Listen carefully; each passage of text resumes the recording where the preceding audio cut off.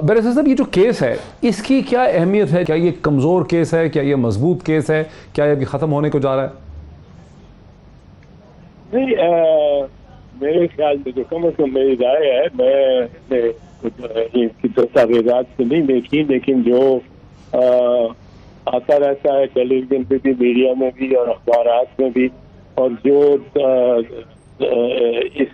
इन cases में जिस किस्म की शहादतें और जो सबूत, दस्तावेजी सबूत गवर्नमेंट को मिला है, मेरे तो ख्याल में प्रोसिक्यूशन का ये बड़ा स्ट्रांग केस है, जो इस हद तक मैं कह सकता हूँ। बाकी जमानत होना हो जाती है, इनकी जरा शरीफ खानदान पे रियायत ज्यादा है, और 16 दिन की ये बढ़ा देना तारीख को, ये कोई आम तौर पर नहीं होता। तो लोग इससे सोचते हैं कि शायद इनकी जानिब ज्यादा मेहरबान नजरों से अदालतें देखती हैं। नहीं बैरिस्टर, आप क्या कहते हैं कि 15 दिन की तोसी होना बेल में, जबकि तो ये कोई बहुत बड़ी गैर मामूली चीज़ लगती है आपको 15 दिन की तोसी हो जाना, एक्सटेंशन हो जाना? हाँ, 15 दिन की तोसी अमूमन इससे ज़रा कम होती है, पर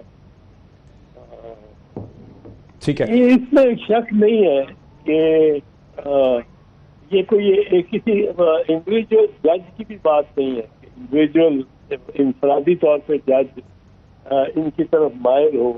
1993 में जब इनकी गवर्नमेंट रिस्टोर की जाती है, ठीक, तो उसी ग्राउंड पे 1997 पे उन्हीं ग्राउंड पे बीबी की रिस्टोर नहीं होती, ये हमला कर लेते हैं अदालत पर। ये कोई इनको पूछता नहीं है, ये जजों को ब्लैकमेल करते हैं, टेलीफोन पे टेपें चलती हैं, तो सुप्रीम कोर्ट में आता है, इनको कुछ नहीं होता।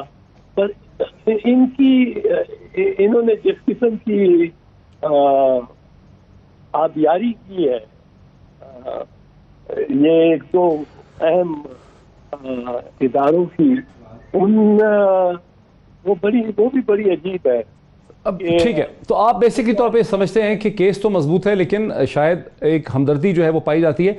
लेकिन जो इससे पहले जितने केसेस आए हैं नैब के, जिनका चर्चा बहुत हुआ गुज़िश्ता 3 बरस में, कोई भी केस बाद में अदालती स्क्रूटनी का सामना नहीं कर सका। जब अदालत में सवाल उठे हैं प्रोसिक्यूशन के केस के ऊपर, एविडेंसेस पे, तो आपने देखा, हम सब ने देखा कि कोई भी केस जो है वो ज़्यादा देर चल नहीं सका। बहुत से केसेस बनाए गए हैं, खाली यानी कहीं डॉक्टर मिफ्ता इस्माइल पे बनाया गया, कहीं शाहिद खान अब्बासी पे बनाया गया, कहीं ख्वाजा आसिफ पे बनाया गया, एहसन इकबाल साहब पे बनाया। कोई केस स्टैंड नहीं कर सका लीगल स्क्रूटनी को। नहीं डॉक्टर साहब, ये बात दुरुस्त नहीं। लीगल स्क्रूटनी का अभी मौका ही नहीं आया, ये तो स्टेज ही नहीं है। और सुप्रीम कोर्ट ने बड़े वादे तौर पे जब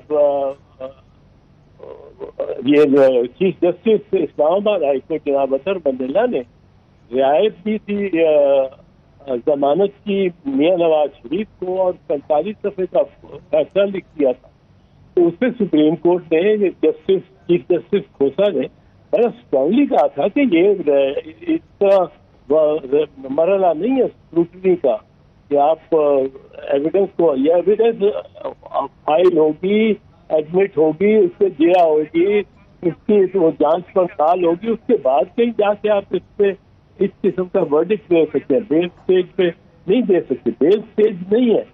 बट आप देखिए, कोई और जमात है, कोई और सियासी जमात है बर्रे सगीर की, जिसने 6 सुप्रीम कोर्ट के जजेस को सेनेट में 6 साल मौका दिया हो, उनको या उनके बिल्कुल अजीज, करीबी अजीज अकरबा के सेनेट में ले गए, जजेस को भी ले गए। अच्छा, एक आखिरी क्वेश्चन है, लेकिन आसिफ अली जरदारी साहब के खिलाफ भी जो केसेस है वो भी तो आहिस्ता आहिस्ता मंजर आम से हटते ही चले जा रहे हैं। जो मुख्तलिफ केसेस आए थे फेक, उनके खिलाफ केसेस मंजर आम से बिल्कुल ही हटते जा रहे हैं। उनको तो कराची से एक दिन के लिए बुला, वो बीमार है, वो कहते हैं मैं नहीं आ सकता हूँ। उनको एक दिन के लिए मतलब यकदम कहा जाता है कल आप पेश होंगे ना। ठीक, ये कैसे हो सकता है कि आप, उनको तो एकदम बीमारी की हालत में भी तलब किया जाता है। ठीक है। लेकिन यहाँ आप देखें कि 6 सेनेटर्स को 6 सुप्रीम कोर्ट के जजेस को सेनेट में ही ले जाना, एक ठीक। सुप्रीम कोर्ट के जज को प्रेसिडेंट बना देना, एक सुप्रीम कोर्ट के जज को बीसीसीपी और बीसीसीपी ठीक। कहता हूँ पीसीबी का चेयरमैन बना देना, एक सुप्रीम कोर्ट के जज को कैंडिडेट बनाना वो प्रेसिडेंट, एक और दूसरे को, एक को तो प्रेसिडेंट बनाया, एक और को कैंडिडेट लिया इन्होंने फॉर प्रेसिडेंट, लेकिन वो ठीक है। इलेक्शन हार गया, फिर उनको गवर्नर। समझ गया एतजाज साहब। बहुत ये वो प्रीडोमिनेंट बयानिया है जो इस वक्त हुकूमत के वज़रा का और हुकूमत के जो सपोर्टिव एनालिस्ट हैं उनका बहुत हद तक ये बयानिया है PMLN के हवाले से। यही बात का आगाज़ करते हैं। मियां जावेद लतीफ़ साहब मेरे राइट पे हैं, जरदाज गुल साहब मेरे लेफ्ट पे हैं। सब इसको कैसे रिस्पॉन्ड करते हैं? ये जो पूरा एक बयानिया गुज़श्ता एक हफ्ते से आज़ाद कश्मीर के इलेक्शन के बाद चल रहा है कि आज़ाद कश्मीर में आपकी पार्टी चूँकि बिल्कुल पिट गई, आपको बड़ी उम्मीदें थी, आपकी हिकमत अमली गलत हो गई, आप लोग इदारों के खिलाफ बात करते रहे, गैर मुनासिब करते रहे, फिर सियालकोट में भी आपको एक रिवर्सल हो गया जो आपका एक स्ट्रॉन्ग होल्ड था, और आपकी पार्टी में मसलसल एक सोल सर्चिंग हो रही है, फूट सी पड़ गई है, तनाव की कैफियत है, लड़ाई झगड़ा चल रहा है। इस पर क्या रिस्पॉन्ड है? शुक्रिया डॉक्टर साहब। मैं अगर इजाज़त दें तो पहले जो आपने एतजाज़ हसन साहब की गुफ्तगू सुनाई, लीगल वो दे रहे, ठीक, जो लीगल नहीं थी, पॉलिटिकल और लीगल, शहजाद अकबर का वो रोल ज़रूर अदा कर रहे थे, नज़र आए मुझे ये। आप अगर वो होते तो मैं उनसे ये ज़रूर सवाल करता कि जहांगीर तरीन साहब के बारे में क्या ख्याल है। जहांगीर तरीन साहब को जब बेल उन्होंने करवाई सेशन कोर्ट से ही, तो उसके बाद एक प्रेशर ग्रुप वजूद में आया और फिर मुलाकातें हुई प्राइम मिनिस्टर से, और फिर क्या एक दूसरे की बातें मानी गई, और फिर क्या NRO हुआ, क्या उस पर लबकुशाई करेंगे? दूसरा मैं इनसे ये ज़रूर सवाल करता कि आप मुझे ये बता दें कि आप अदलिया के हवाले से जो इल्ज़ामात हम पे लगा रहे हैं, क्या ये बताना पसंद फरमाते कि नवाज शरीफ त्यारा हाईजैकर थे जो उनको सज़ा हुई थी, और अगर सज़ा ठीक हुई थी तो फिर वो सज़ा ख़त्म कैसे हुई? या वो रोल गलत था, या वे ये इशारा कर रहे थे कि बहुत सालों के बाद भी देखिए उनके केसेस खुल गए। सर मैं वही अर्ज़ कर रहा हूँ, मैं बहुत सालों की बात कर रहा हूँ, 9 साल के बाद मेरा। हाँ, और फिर मैं इसी तरह ये अर्ज़ करता हूँ कि क्या आप देखें कि नैब ने जो केसेस ख़त्म कर दिए, क्या कई सालों के बाद वो ओपन किए जा सकते थे? चौधरी बरादरान के केसेस आपके सामने हैं कि किस तरह वो बंद हुए और किस तरह कोर्टों से फैसले भी आए। फिर आप मुझे ये कहने की फिर इजाज़त देंगे कि क्या आप ये कोई बता सकता है कि नवाज शरीफ का पनामा में ऑफशोर कंपनी में कोई जिक्र था?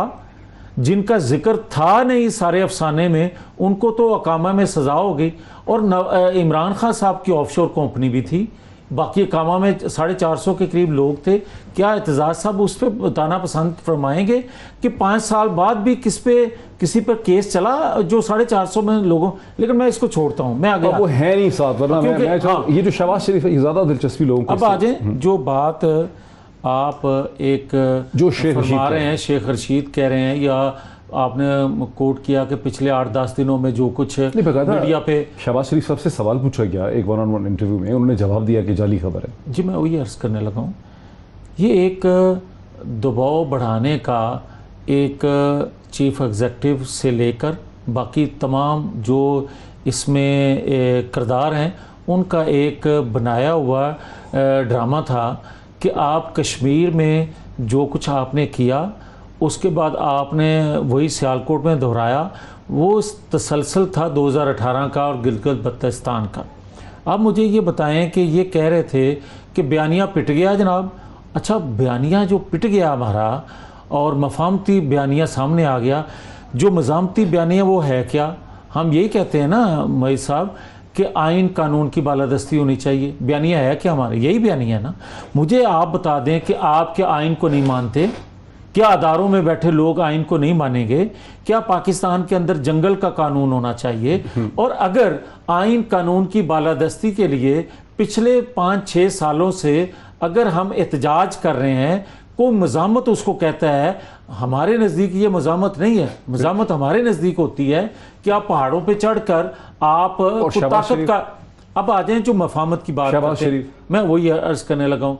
हम तो ये बात बड़े फ़ख्र से कहते हैं कि हम आइन कानून की बालादस्ती के लिए जो जद्दोजहद कर रहे हैं, वो कर रहे हैं, करते रहेंगे उस वक्त तक जब आइन कानून की बालादस्ती कायम नहीं हो जाती। शहबाज शरीफ साहब अब कहाँ जो थे इस शहबाज पूरी शरीफ साहब पिक्चर? बात कर रहे हैं, तो वो स्टैंड उन्होंने नहीं ले भी रहे जो गलत नहीं मरियम की। ले रही हैं। उन्होंने भी गलत नहीं की, उन्होंने भी बात यही की है कि भाई हम आए, हम पिछली गलतियों से सीखें। हमने जो और देखें मफामत किससे होती है, दो फरीकों के। इशारा किस तरफ है? सर मुझे अर्ज करने दें, मफामत दो फरीकों में होती है, और दो फरीक कौन होते हैं?